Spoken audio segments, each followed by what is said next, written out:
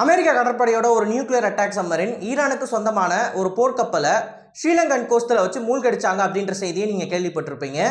இது இந்தியாவோட பேக்யார்டில் நடந்திருக்கு, இந்தியாவுக்கு இது ஒரு பெரிய அவமானம் அப்படின்னு சொல்லி நிறைய பேர் சமூக ஊடகங்களில் செய்திகளை பகிர்ந்துக்கிட்டு இருக்காங்க. ஸோ இன்னைக்கான காணொலியில் இந்த இன்சிடெண்ட்டை பற்றி தான் மிக தெளிவாக எவிடன்ஸ் மற்றும் ஃபேக்ட்ஸை பேஸ் பண்ணி பார்க்க போகிறோம். நான் உங்கள் ஆகாஷ், தமிழ் பொக்கிஷம் வழங்கும் டிபி டிஃபென்ஸ். முதல் விஷயம், ஈரானோட போர்க்கப்பலை அமெரிக்கா மூழ்கடிச்சது அப்படின்றது மிக மிக கீழ்த்தரமான செயல். ஏன்னா இந்த வார்ஷிப் அப்படின்றதற்கும் அங்கே நடந்துகிட்டு இருக்கிற கான்ஃப்ளிக்ட்டுக்கும் ஒரு சம்பந்தமும் கிடையாது. இந்த வார்ஷிப் 2026 மிலானில் பார்ட்டிசிபேட் பண்ணிட்டு அதோட சொந்த போர்ட்டுக்கு போய்கிட்டு இருந்ததாக சொல்லப்படுது. ஆனால் இதில் ஒரு சில முரண்பாடுகள் இருக்குது. ஏன்னா ஸ்ரீலங்காவில் இருக்கக்கூடிய எம்பி ஒருத்தர் என்ன சொல்லியிருக்காரு அப்படின்னா, அங்கே போர் நடக்கிற காரணத்தினால் இந்த வார்ஷிப்பை கொஞ்ச நாளைக்கு ஸ்ரீலங்கா போர்ட்டில் டாக் பண்ணிக்கலாம் அப்படின்னு சொல்லி அவங்க பெர்மிஷன் கேட்டதாக சொல்கிறாங்க. கிட்டத்தட்ட 11 மணி நேரம் ஸ்ரீலங்கன் கவர்மெண்ட் இந்த வார்ஷிப்புக்கு டாக் பண்ணுறதுக்கான பர்மிஷனை கொடுக்கவில்லை. அந்த கேப்பில் தான் அமெரிக்கன் நேவியோட சம்மரின் இந்த வார்ஷிப்பை மூழ்கடிச்சிருக்கு அப்படின்ற செய்தியை வெளியிட்டிருக்காங்க. இந்த தகவல் மட்டும் உண்மையாக இருந்தது அப்படின்னா ஈரான் அவங்களோட கடற்படையை சேர்ந்த இந்த வார்ஷிப்பை கான்ஃப்ளிக்ட்டுக்குள்ளே எடுத்துகிட்டு வர விரும்பவில்லை. மற்றும் இந்த வார்ஷிப்பில் மிக பெரும் அளவில் எந்த ஒரு ஆயுதமும் கிடையாது. இதில் அட்வான்ஸ்டு ஆன்டி சம்மரின் வார்ஃபேர் சிஸ்டம்ஸும் கிடையாது. சர்ஃபேஸ் காம்பேட்டன்ஸ், ஃபார் எக்ஸாம்பிள் அமெரிக்க கடற்படையோட டெஸ்ட்ராயர், ஃப்ரிகேட்ஸ் மாதிரியான மிகப்பெரிய போர்க்கப்பல்களை வீழ்த்துற அளவுக்கு எந்த ஒரு ஆயுதமும் கிடையாது. இந்த வார்ஷிப்பால் அதிகபட்சம் பண்ணக்கூடியது என்ன அப்படின்னா, ஸ்ட்ரெய்ட் ஆஃப் ஹார்மூஸில் போர்க்கப்பல்கள் தவிர்த்து சிவிலியன் டேங்கர் கப்பல்களை ரெகுலேட் பண்ணுறது தான். சமீபத்தில் கூட ஒரு சில ஃபேக் நியூஸஸ் ஆன்லைனில் பரவிக்கிட்டு இருந்துச்சு. ஸ்ட்ரெய்ட் ஆஃப் ஹார்மூஸை சைனாவுக்கும் ரஷ்யாவுக்கும் மட்டும் ஈரான் ஓப்பன் பண்ணியிருந்தாங்க, வேறு எந்த கண்ட்ரிக்கும் ஓப்பன் பண்ணல அப்படின்னு. இன்றைக்கி ஈரான் மிக தெளிவாக ஒரு விளக்கம் கொடுத்துருக்காங்க.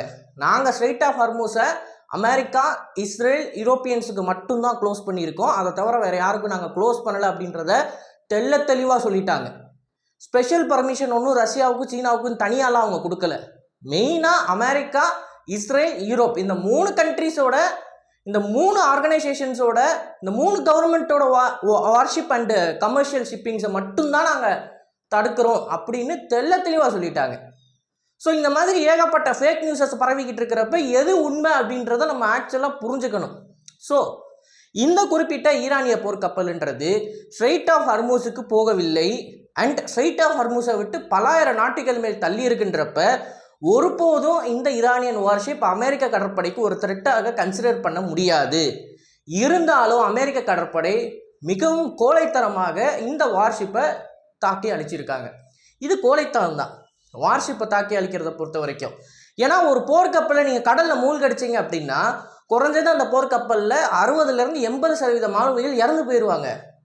ஸோ வார்ஷிப்பை மூழ்கடிக்கிறதுன்றது சாதாரண விஷயம் கிடையாது. ஒரு க்ரூஸ் மிசைலை கொண்டு மிலிட்டரி பேஸை தாக்குறதும் வார்ஷிப்பை மூழ்கடிக்கிறதையும் நம்மளால் ஒப்பிட்டு சொல்ல முடியாது. ஏன்னா கன்ஃபார்ம் அந்த வார்ஷிப்பில் இருக்க 60 to 80% பீப்புள் இறந்துருவாங்க. அது மட்டும் கிடையாது, இப்போ ஒரு போர்க்கப்பல் இன்னொரு போர்க்கப்பலை தாக்குது அப்படின்னா அந்த போர்க்கப்பலில் இருக்கக்கூடிய வீரர்கள் தண்ணியில் மிதந்துக்கிட்டு இருக்காங்க அப்படின்றப்ப அவங்கள காப்பாற்றணும். இது இன்டர்நேஷ்னல் லா, ஜெனீவா கன்வென்ஷனில் இதை சொல்கிறாங்க. ஸோ ஜெனீவா கன்வென்ஷனில் இருக்க பல ரூல்ஸை மீறி தான் அமெரிக்கா இந்த ஈரானோட வார்ஷிப்பை தாக்கியிருக்காங்க. இது மிகவும் கோழைத்தனமான ஒரு செயல். ஆனால் இந்தியாவோட பேக்யார்டில் இதை அமெரிக்கா நடத்தியிருக்காங்க. இதனால் இந்தியாவுக்கு அசிங்கம் அப்படின்னு நிறைய பேர் ஊதிக்கிட்டு இருக்காங்க பார்த்தீங்களா. அது உண்மையானு தெரிஞ்சுக்கணும்னா முதல்ல இன்டர்நேஷ்னல் மேரிடைம் லா என்ன சொல்லுதுன்றதை நீங்கள் புரிஞ்சுக்கணும். 12 நாட்டிக்கல் மைல், தரையிலிருந்து 12 நாட்டிக்கல் மைல் தூரம் வரைக்கும் அது அந்த நாட்டோட டெரிட்டோரியல் வாட்டர்ஸ். மீண்டும் கரையிலிருந்து 200 நாட்டிக்கல் மைல் தூரம் வரைக்கும் அது அந்த நாட்டோட exclusive economic zone. Exclusive economic ஜோனை அந்த நாடால் கண்ட்ரோல் பண்ண முடியாது, அது இருக்க வளங்களை மட்டும்தான் அதால் கண்ட்ரோல் பண்ண முடியும். எக்ஸ்க்ளூசிவ் ஈக்கனாமிக் ஜோனில் யார் வேணும்னாலும், எத்தனை வார்ஷிப்பை வேணும்னாலும், எத்தனை சிவிலியன்ஷிப்பை வேணும்னாலும் அனுப்பலாம். இன்டர்நேஷ்னல் மேரிடைம் லா அதை தான் சொல்லுது. ரைட் ஆஃப் பேசேஜ்ன்றது எக்ஸ்க்ளூசிவ் ஈக்கனாமிக் ஜோனில் இருக்குது. ஆனால் அந்த எக்ஸ்க்ளூசிவ் ஈக்கனாமிக் ஜோனில் இருக்கிற மீன் வளம் மற்றும் அதற்கு கீழே எண்ணெய் இருந்துச்சு அப்படின்னா அந்த எண்ணெய் வளம் அந்த எக்ஸ்க்ளூசிவ் ஈக்கனாமிக் ஜோனுக்குள்ளே இருக்கக்கூடிய அந்த கண்ட்ரிக்கு தான் சொந்தமானதுன்றதை தெளிவாக இன்டர்நேஷ்னல் மேரிடைம் லான்றது சொல்லுது. ஸோ இந்தியாவோட டெரிட்டோரியல் வாட்டர்ஸ்ன்றது நம்மளோட கரைகளில் இருந்து 12 நாட்டிக்கல் மைல் தான். அண்ட் ஸ்ரீலங்கன் டெரிட்டோரியல் வாட்டர்ஸ்ன்றது அதோட கரையிலேருந்து 12 நாட்டிக்கல் மைல் தான். இந்த ஈரானிய போர்க்கப்பல் மூழ்கடிக்கப்பட்டது எங்கே அப்படின்னா ஸ்ரீலங்கன் வாட்டர்ஸ்லேருந்து சுமாராக 42 நாட்டிக்கல் மைல்ஸ் தள்ளி ஸ்ரீலங்கன் எக்ஸ்க்ளூசிவ் ஈக்கனாமிக் ஜோனில் தான் மூழ்கடிக்கப்பட்டிருக்கு. இது நம்மளோட கரையிலேருந்து எவ்வளோ தூரம் அப்படின்னு பார்த்தீங்கன்னா சுமார் 400லேருந்து 500 நாட்டிக்கல் மைல்ஸ் தள்ளி மூழ்கடிக்கப்பட்டிருக்கு. கன்னியாகுமரியிலேருந்து சதன் மோஸ்ட் டிப்லேருந்து 400 to 500 நாட்டிக்கல் மைல்ஸ் தூரத்தில் மூழ்கடிக்கப்பட்டிருக்கு. 200 நாட்டிக்கல் மைலோட எக்ஸ்க்ளூசிவ் ஈக்கனாமிக் ஜோனே முடிஞ்சு போயிருன்றப்ப இது இன்டர்நேஷனல் வாட்டர்ஸில் 2 ஸ்டேட், அதாவது UN ரெக்கக்னைஸ்டு ஸ்டேட் ஈரானும் UN ரெக்கக்னைஸ்டு ஸ்டேட் அமெரிக்காவும் போர் பண்ணிக்கிட்டு இருக்காங்க. அப்படின்றப்ப அதில் புகுற உரிமைன்றது நமக்கு கிடையாது. இதை நீங்கள் நல்லா புரிஞ்சுக்கணும். நான் ஸ்டேட் என்டிட்டிஸ், ஃபார் எக்ஸாம்பிள் ஒரு டெரரிஸ்ட் அட்டாக் நடக்குது, இல்லை ஒரு பைரட்ஸ் வந்து ஒரு ஷிப்பை ஹைஜாக் பண்ணுறாங்க அப்படின்னா இந்தியாவோட ஸ்பியர் ஆஃப் இன்ஃப்ளூயன்ஸுக்குள்ளே வரும் பகுதியில் அந்த இன்சிடென்ட் நடக்குன்ற பட்சத்தில் இந்திய கடற்படை தான் ஃபர்ஸ்ட் ரெஸ்பாண்டர்ஸாக இருக்கணுன்றது இந்தியாவோட பாலிசி. அந்த பாலிசி பிரகாரம் தான் போன வருஷம் அவர் ஒரு சில வருஷங்களுக்கு முன்னாடி ஒரு ஆயில் டேங்கரை பைரட்ஸ் கடத்தினப்ப இந்தியாவோட மரீன் கமாண்டோ C-17 க்ளவ் மாஸ்டர்லேருந்து ஏர்டாப் பண்ணி அந்த மரீன் கமாண்டோஸ் அந்த பைரட்ஸை டோட்டலாக கைப்பற்றி கப்பலை காப்பாற்றுறாங்க.